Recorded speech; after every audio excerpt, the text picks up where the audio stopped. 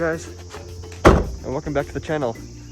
We got our Land Cruiser, and today we're over at Murchison Falls National Park. This is the biggest national park of all of Uganda, and as we're driving in, there's some monkeys that are just chilling over there. They're doing something very naughty, something very dirty, which I can't talk about, but the mom was doing something to the dad, and the kid was just sitting there right there, just staring. So welcome to an African national park. It reminds me of the Serengeti. At the Serengeti, as soon as you come to the entrance gates, there's just like a ton of zebras, monkeys all over the place, and there's actually elephants right next to the gate. So I'd imagine as soon as we cross into that, it's just going to be like all over the place. So I really enjoy that. So right now we're doing the registration. Of course, surprisingly, we need a mask here. But of course, once you get in, no one has to wear a mask.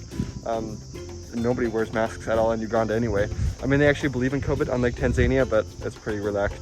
Anyway, so she was doing the registration. We'll hop in the car and then we'll go. Okay, so we have all the registration done.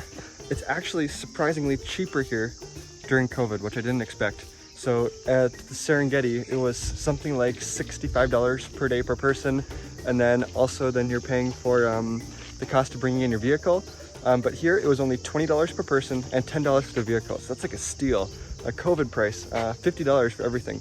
Shobham and I spent probably like $400 at Serengeti. So I think that's a really good win. While Shobham was doing all the payment and everything, paying in US dollars, of course, because everyone loves US dollars, even when you're in center of Africa, I found an African flag, and it was very important to make it into our diplomatic mission. So we got our flag of Uganda. So as we go through, it's going to be like our diplomatic flag that'll signal we're proud to be here.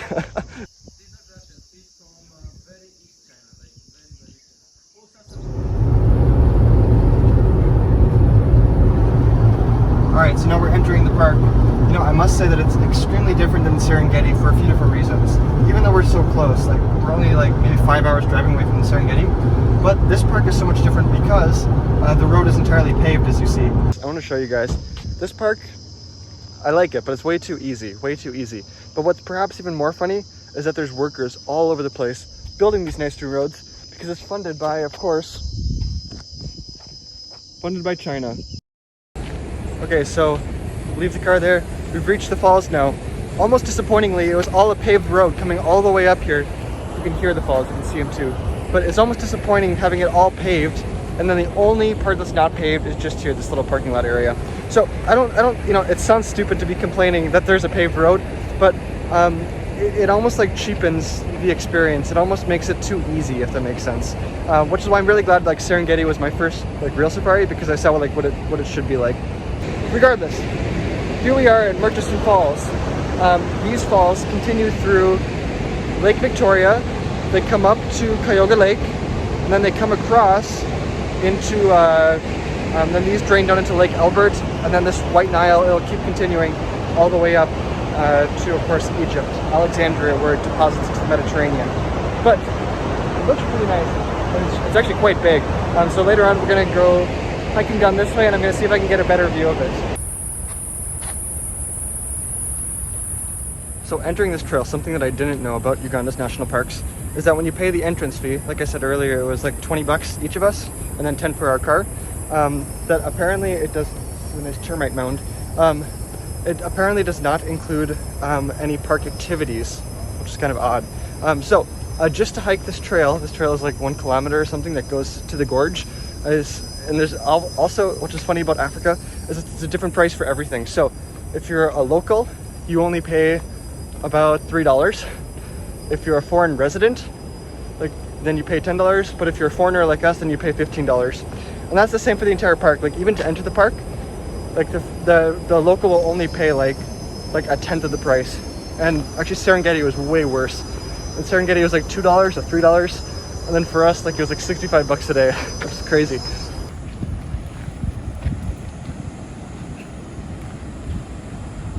Since we're up here at a really nice viewpoint, I just want to take a second to explain how these waters of the Nile all like converge. So this part is the White Nile. The White Nile starts in Uganda, starts from actually Lake Victoria. So Lake Victoria will continue up to Lake Kyoga, where I was at the other day.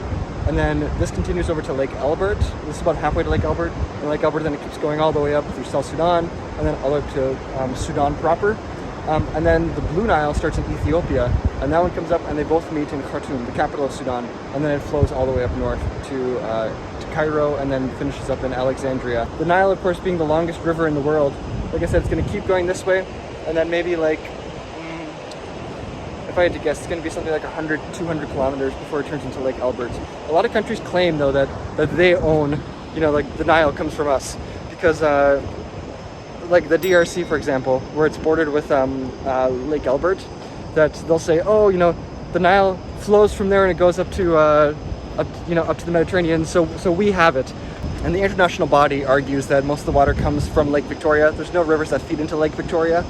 Lake Victoria in Tanzania, Uganda, and borders with Kenya. I don't think Rwanda gets any of the border, but yeah, then it flows all the way up. But this part that we're at right here, we'll walk down to the gorge in a little bit, but this area is called the Devil's Cauldron. It's like extremely powerful water. As we get closer, you're gonna see, because the Nile, of course, being a massive river, it's all feeding into here, but then there's so much power, so much force, because it's just making this monumental journey downward. And at this point, here on the Devil's Cauldron, so the river squeezes and it turns into just 7 meters, so like 20 feet. So all that water gets forced through, making it the most powerful waterfall on the planet. And also, you know, there is another part of it, because back in like the 60s, 62 I think, there was like a water shortage, or there was you know, too much water, I suppose, because then they had to create a second channel that goes along on the other side, and that's turned into called Independence Falls. Independence Falls because it was like created the year that Uganda got its independence back in 1962 from the British. The way that this was discovered is that this guy, Baker, Samuel Baker, I think his name was, he and his wife actually came together. So he actually saved his wife from a slave market in Central Europe. But instead of staying at home, she insisted that she wanted to come along with him on all of his crazy exploits into Africa. She sounds like the perfect wife.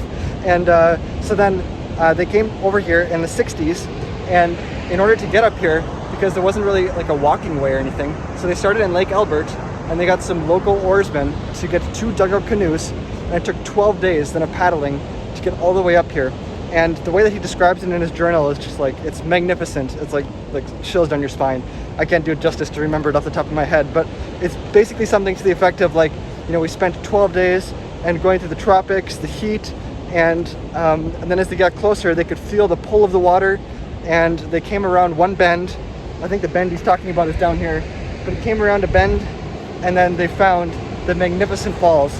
And the Magnificent Falls that he was talking about, like I said before, come here, the Magnificent Falls was that one.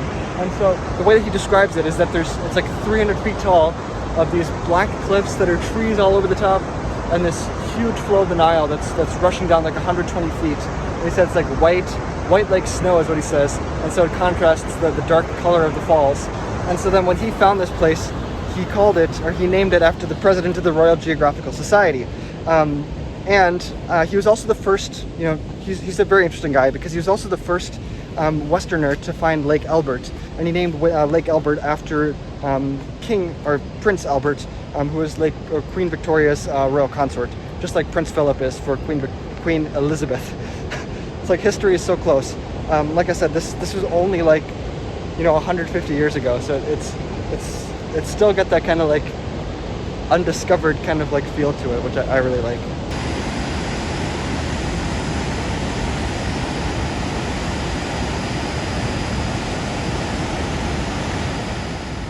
Okay, so now we're heading down to the actual gorge, and we'll be able to get pretty close. They said it's going to get pretty wet though because of all the mist.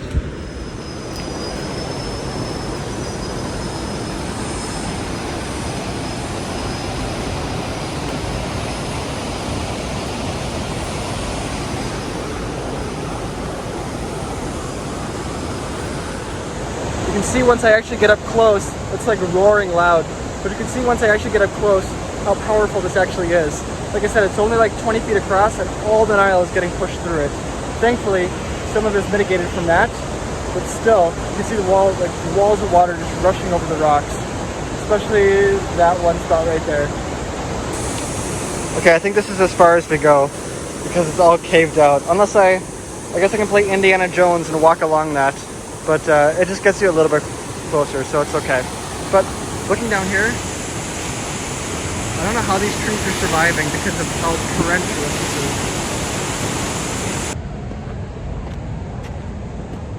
I feel like I'm just climbing to heaven. This is so strenuous, especially in the heat. Not very fun. I'm starting to get a heat rash, which for people that don't get it, it looks like that. And my back is just wet with sweat. Same here. Again, don't come in the hot season to Uganda. It's a little too much.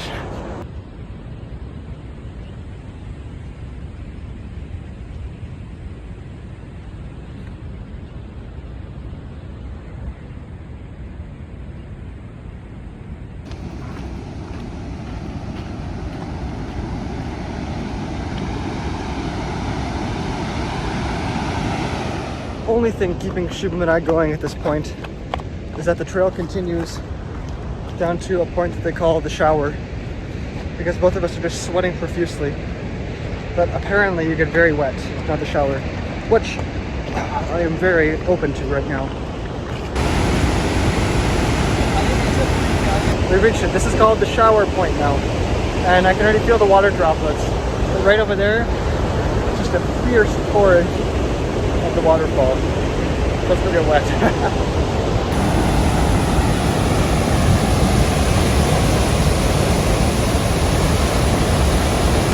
We've reached it!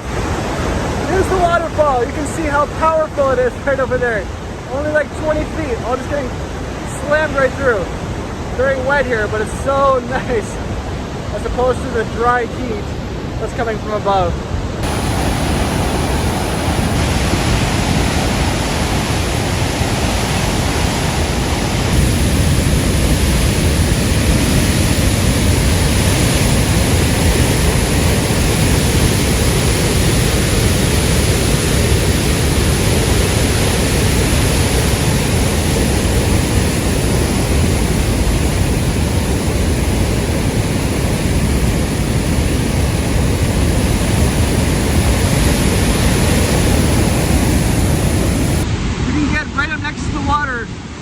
That's just a horrible idea, because now you can see the gorge down here. One long step and you're just gonna slip right in, and you just get sucked right in. What's amazing is like right over here, it's like a wall of water. It's not because it's hitting rocks, it's just such a big force. It's toppling on top of each other before it gets shoved down into the gorge.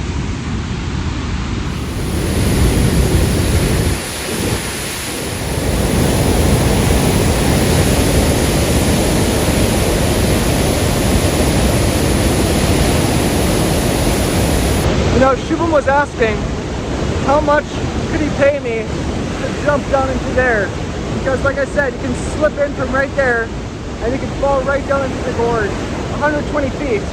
Shubham said, I'll give you $1 million. I said, I don't even want that. You can't pay me enough.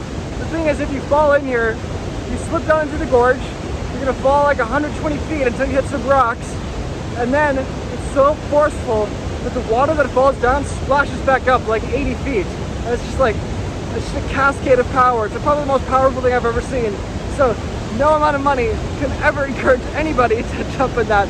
If you go in, you're never coming back out.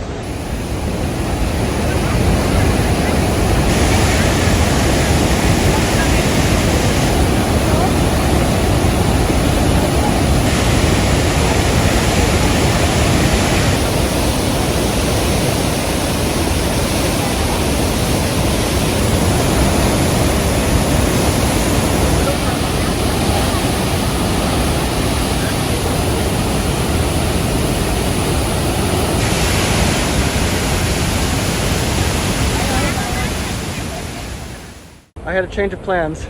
We got a whole bag of stuff. We're gonna come back down to the waterfall. And ever so fittingly, we have Nile Beer. Nile is one of the official beers of Uganda. Nile Club, and I think one more. But, so of course, you can't come to the Nile and not drink Nile Beer. Okay, so we got our Nile Beer. Like I said, this is like one of the official beers of Uganda. They got their lion on there. It's actually a pretty big one. It's a half a liter and 5.6% alcohol. But the problem is, it's got a top that I need. And my solution for this, whenever I have to break out this top, is I got my Indian pop top opener.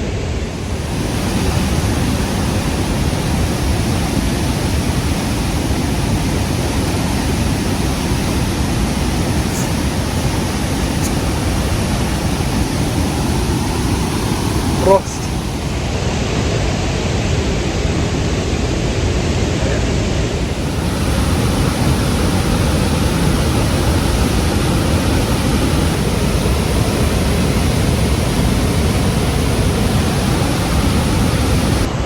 So tempting to just sit here for so long and just stare at how beautiful it is, because the water just falls and it cascades underneath other layers of water, and it's